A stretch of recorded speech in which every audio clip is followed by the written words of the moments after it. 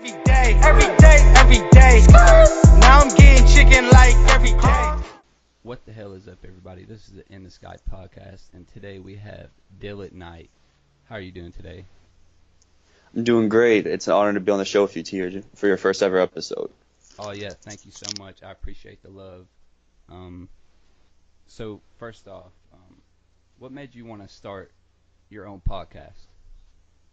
When I was in middle school, I fell in love with music and movies, and I played sports in high school, but I suffered a few injuries, and I didn't feel like pursuing it in college. And I felt like having a radio show and a podcast is an outlet for me to talk about stuff I love without being able to physically do it myself, being like music, movies, and sports, and having an avenue where I can like express myself and so people can hear like my opinions and stuff without forcing people to like listen to what I want to say.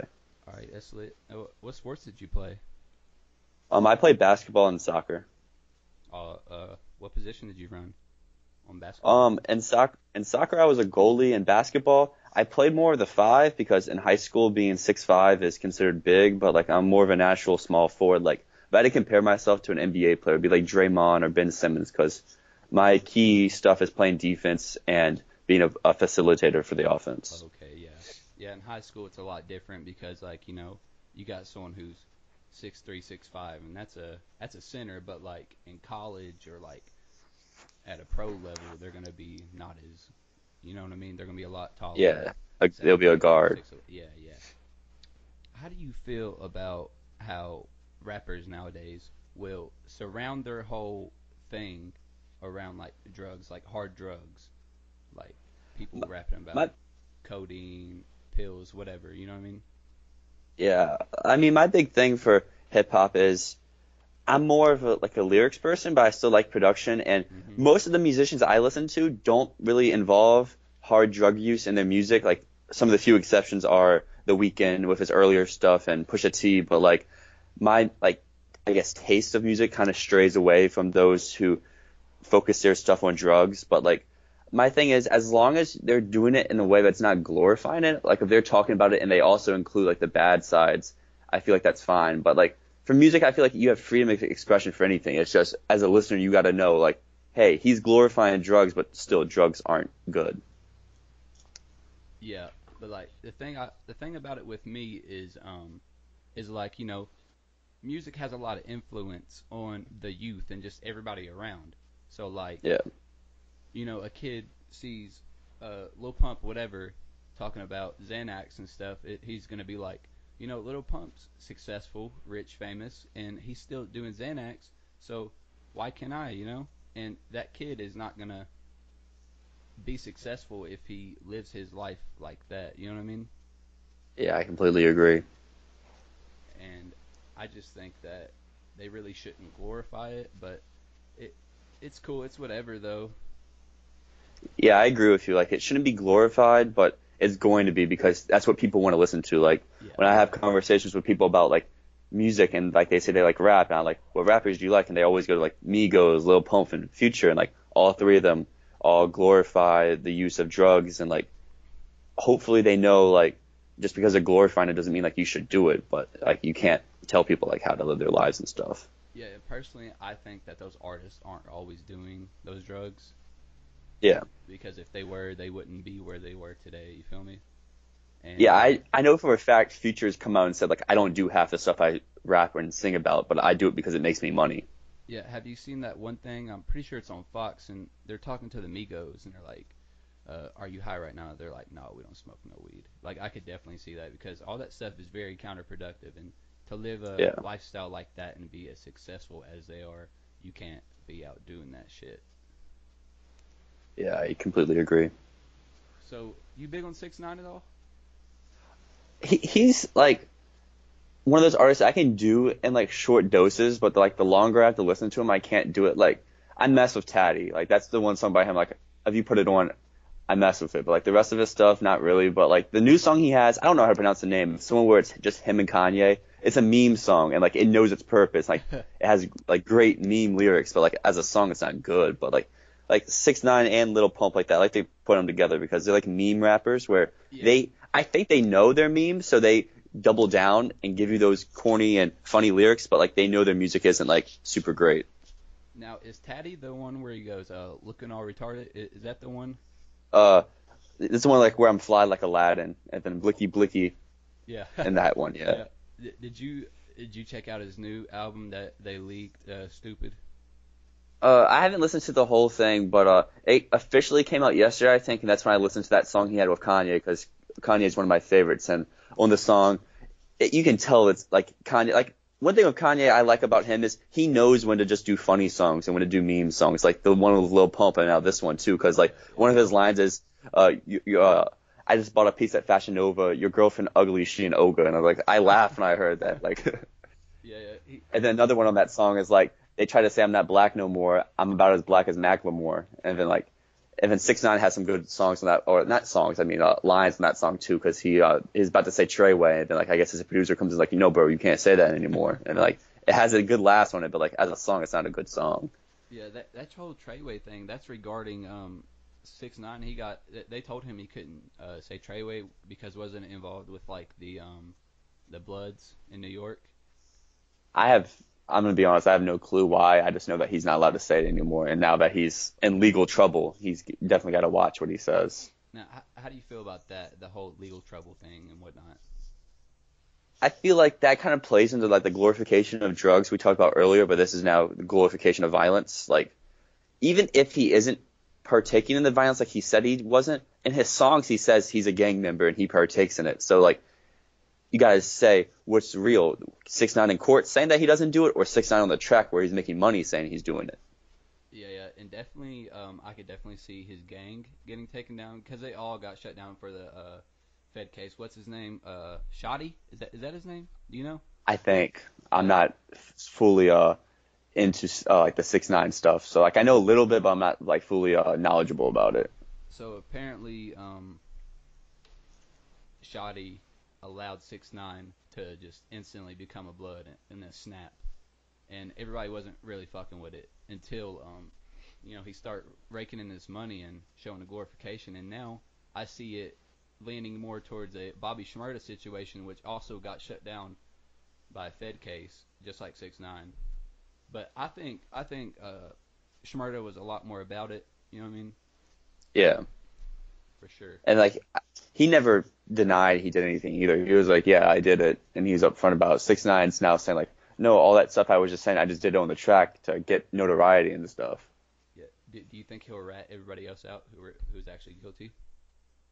I don't know if he'll rat everyone, but I feel like he'll probably say someone, because like I used to be super into like watching like DJ Academics on YouTube, and now I just can't watch him anymore because he's too opinionated, and like if he's talking about something he doesn't agree with, like the other person's automatically like stupid and stuff like that. But like I remember one of the videos he was talking about where like 6ix9ine was getting in a beef with someone, and then when someone like came to get 6ix9ine, like beat him up, 6ix9ine was like automatically like, no, bro, I was just playing. My friend so and so told me to say that. So I feel like he'll pick someone, but he won't do everyone.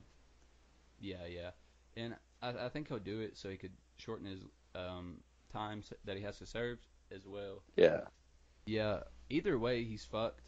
Like, he's gonna be in jail, because if he rats, then he's gonna get probably, at least like 8 or 9 years, and then when he comes out, everybody's gonna be like, fuck 6ix9ine, he's a snitch. On top of all the other shit people have already been saying about him, like the what was that, child abuse case? Not child abuse, but like child predator case, because like he had like sex with some girl that was like 16. Oh yeah. And then like she told him that she was 18, so he thought it was good, but she was underage, so it's still like that's not okay. Yeah, I think that is fucked though for him, because I was actually I saw this one video, and there's this kid who lives in Indiana, and he went to Michigan because he met some girl in Hot or Not, and she claimed to be 17 while he was like 18, 19. That's whatever. But yeah. She was actually 14, but she had lied. So now this kid, he's fucking 20, 21 on a sex offender list just because some girl lied to him. I think that's pretty fucked up, really. Yeah, at the same time, though, if she was 17 at the start of it, that's still not like legal if he was 18 and 19. No, I'm saying that she was 17, or she Yeah, claimed but to be like 17, but she was 14, which in yeah, and those then you states, said that he was 18 or 19. yeah, in those states, the legal age of consent is 16. 16. It's 18 here. Oh, really? Where you said Yeah, Virginia? yeah. All right, all right. So, what? How much do you know about the whole Juice World and Sting Once you sent me situation? the list the other day, I looked up a little bit, and I think the songs definitely sound similar. And it's to me, it just sounds like a sample of the Sting song with a little added 808s. Which I mean, if Juice WRLD would have originally just said like, "Hey, can we sample your song?" I think it would have been fine. But since he didn't say we sampled this, that's stealing, and I think Sting has all the right in the world to file a lawsuit against him. Oh yeah, yeah, for sure. But I do think it was kind of out of line how Sting brought it about, where he was like, "Thanks for paying for my kid's college tuition," blah blah blah. Like, that's a bit out of line. Just kind of take your money and be quiet about it. Like, you know what I mean? Yeah, And if yeah. anything, he I mean, brought like, more attention to Sting.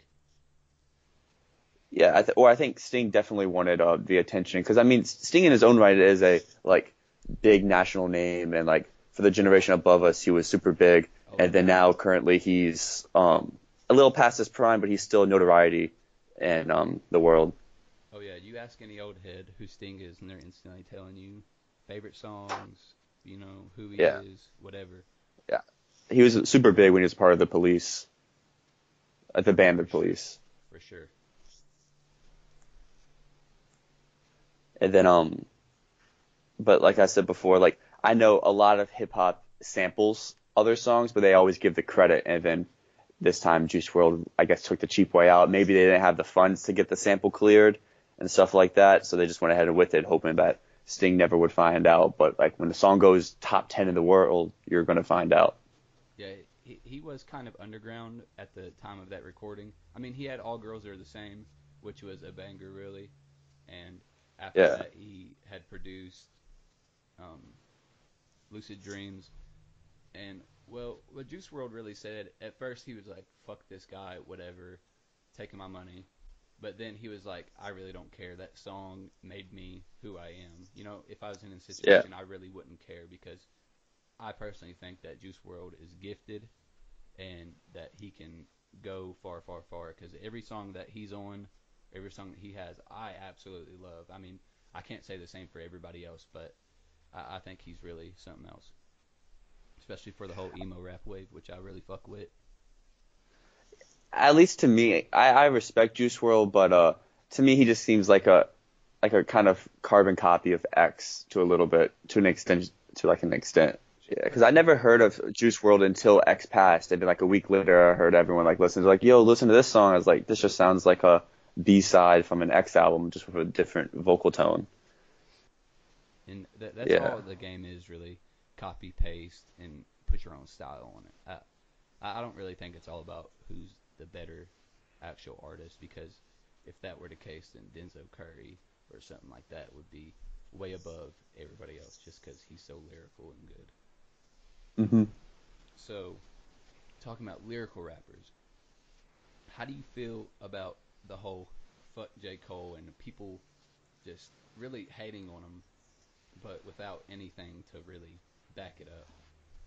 I mean, for me, I personally find myself talking bad about J. Cole quite a lot because it's not J. Cole's fault. It's his fan base that tries to boost him to say he's the best in our generation. He's top so and so of all time. I mean, like, J. Cole's good, but like, J. Cole's not all that.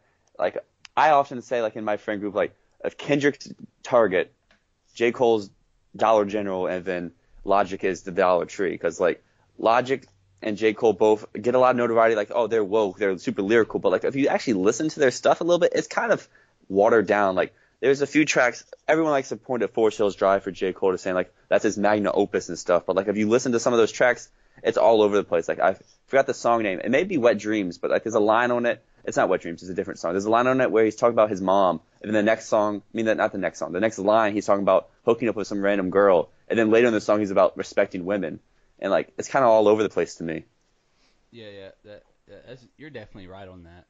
I just personally feel like ever since the whole fuck J. Cole movement with Lil Pump and Smoke Yeah. Purp happened, everybody hopped on that bandwagon of hating him. Which I'm not going to be the guy to come out and say J. Cole was the best thing of our generation, blah blah blah, because I don't believe that. Like, he is good, but he's not that good. You know what I mean?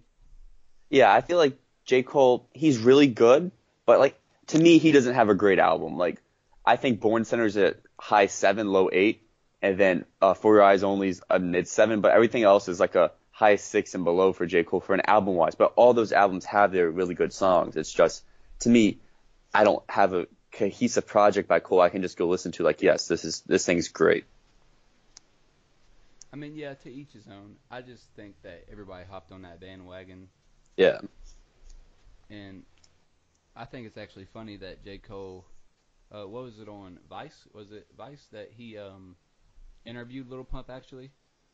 And it's kind of like, And I'm not for sure where it was, but yeah, like I respect J. Cole a lot. I don't think he deserves all the hate. I don't think he should get all the hate, but I don't think he should get all the notoriety he gets either. But I think I really respect him for going out of his way to have a conversation with Pump to see what his point of view was and like try to help him, because he even said, like, as we were talking about earlier with the hard drug use, he's like, you can't keep doing this because your career is going to come to a close so soon because you're just he didn't say a meme rapper, but he kind of hinted at that, and like you got to do something a little more to solidify your name. And then like on this tour right now, he has Young Thug as an opener, who's another one of those new age rappers that you wouldn't think J. Cole would mess with, but J. Cole does mess with to get that, like, the J. Cole's kind of being like a father figure, sort of like helping out the younger generation. Yeah, for sure. Well, I think that meme rapper is like a mumble rapper, someone who doesn't have much substance in their art, you know? Yeah. J. Cole, I do believe he's a lyricist. I mean, sometimes he can get on something that's catchy and doesn't really have much substance to it, but like, he can go. I think that KOD was like a really powerful album if you actually take in the substance, because that's the whole thing about the glorification of drugs. He's trying to say, Yeah. you know, don't drown your sorrows like that, because that's the case with most people who use drugs. They're trying to escape something, and like one of his Yeah, I like songs- what he's trying to do with KOD. It's just, to me, some songs fell flat and didn't really sound great, but I like what he was trying to do, and I like how he was taking a stance and being vocal on a track. Because some musicians will say they don't like this or they don't like that, and then they get on a track and they say, yeah, I do like this, just because that's what sells. Now, with the glorification of drugs, someone who, not recently, but probably about a year and a half, he came out and said, fuck this, fuck that, and it was Russ. Now, how you feel about Russ? I think Russ deserves all the hate that he gets.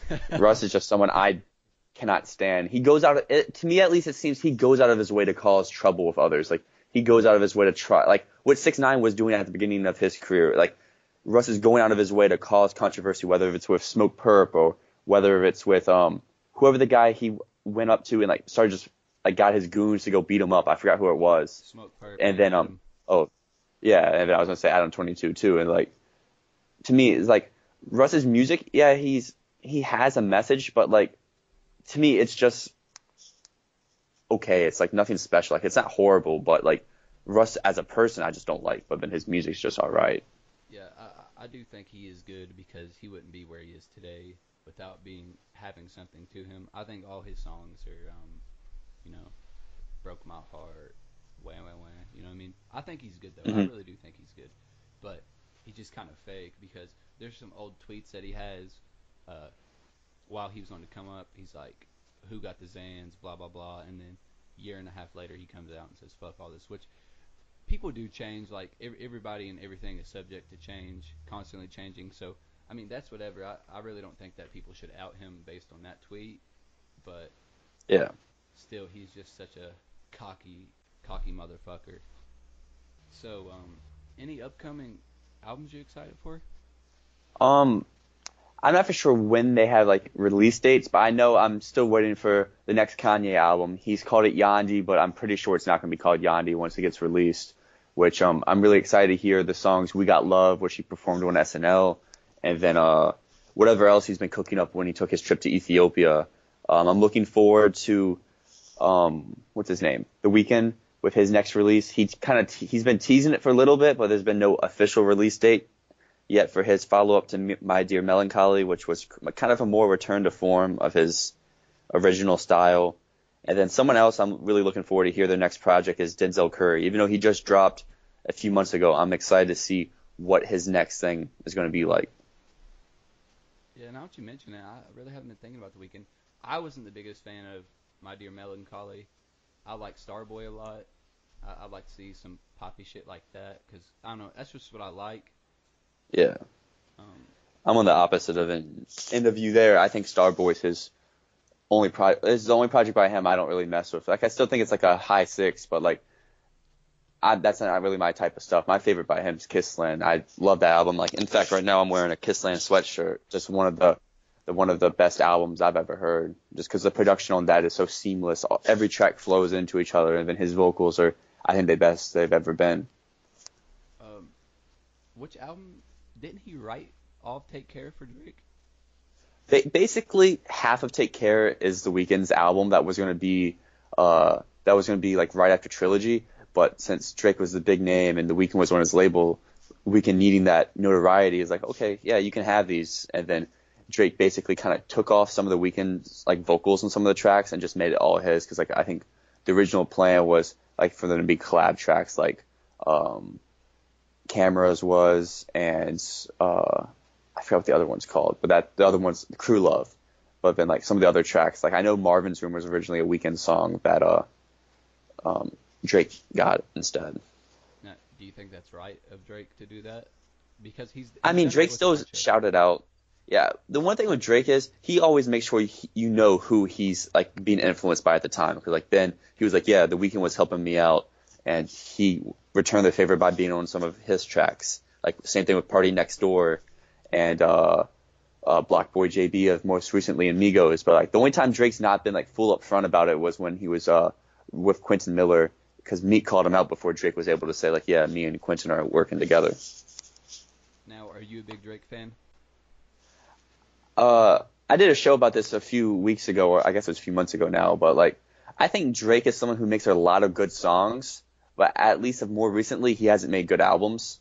I think until, if you're reading this, it's too late, all of his albums are really good. But since then, he's just been putting out so much content that's hard to make a full, like, good, cohesive album. Because, like, I'm someone who, for an album, I need to be able to listen to it from start to finish for it to be good. Like, I don't like to skip tracks. I like to listen to the whole thing. And, like, Scorpion's almost 2.5 hours long. And, like, I can't sit there and listen to that because there's only, like, 7 good songs on it. And same thing with More Life. More Life has, like, 5 or 6 good songs, and it's, like, an hour and a half. It's like, I can't listen to that. Yeah, More Life had a lot of features on it. Yeah. And I liked More Life personally, which I'm not the type of person that on all artists that I have to endure and enjoy every single song for me to like them. But few artists I can, like Kid Cudi, I fuck with Cudi hard, heavily. You like Cudi much? Yeah, Cudi's someone I really like. He's someone who has a very interesting discography because Man on the Moon 1 is really good. A lot of people say Man on the Moon 2 is his best, but I think it's an alright. I think it kind of is the B-sides of Man on the Moon 1, but it's still good on its own right. I think Indica's his most slept-on album. He doesn't get a lot of love, but I think that's a really good, well-made album.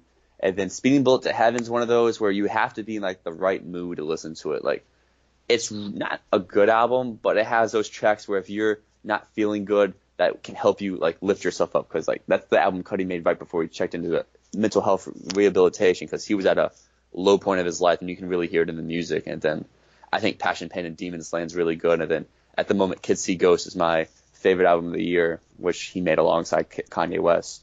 He's really good. I think that he's just as far as, you know, kids like me or people like me, my friends, whatever, just people who kind of go off the same, you know, situation. He's really good. He's always been the guy who I've turned to when I was down. Yeah, definitely. I think Cudi's someone who's doesn't get enough notoriety for all he's done for the musical genre, because like without Cudi, there's no Drake, there's no Weeknd, there's no Gambino, because he influenced, or not influenced, but he like created that sound and helped it get to the mainstream, because like him and Kanye at the same time made that sound acceptable. Yeah, for sure. I think Cuddy's one of the bigger influences, and without Kanye, there's no Cuddy. And that goes back to a big debate that people have been talking about, which who's the biggest influencer in modern music, and I definitely think it's going to be Kanye. I mean, Kanye's all right to me, yeah, but I seriously think he's one of the biggest influencers ever. I completely agree with you being the big influence because, like, one thing I really respect about Kanye is how he can change his sound and still influence a lot of people. Because, like, at first he did the 2 college dropout and late registrations, which were all heavily old school R&B sampled, and then you saw the next wave of people. That's what everyone wants in their beats, such as Twista, Jay-Z, and Talib Kweli, and then his next album was Graduation, and that influenced the next set of artists like T-Pain to make songs that had that more not influential, but more like hard-hitting beats and with a little auto-tune but not too much. And then 808s hit, and that's when he influenced Cudi, or him and Cudi worked on 808s together, but then like 808s influenced Drake, influenced Gambino, influenced Chance the Rapper. Then Twisted Fantasy hit, and that is just, I think, one of the best albums of all time. He followed that up with Yeezus, and like without Yeezus, there's no Travis Scott. I don't think there's any Trippie Redd and any of those artists that have like hard-hitting rock and rap collabs, because there may be some songs on Yeezus that aren't the best, but they're still super influential. And then T-Lop is, I think, a really good like trendsetter for what's going on right now. Right now you have super short, hard-hitting radio like friendly track or trap just beats and songs that are super like poppy, but also being rap. Like it influenced like Migos and Designer and Future and artists like that. I definitely. I really appreciate you having me on here. No problem. Giving me a chance. Thank you. No problem. Thank you for inviting me to come on.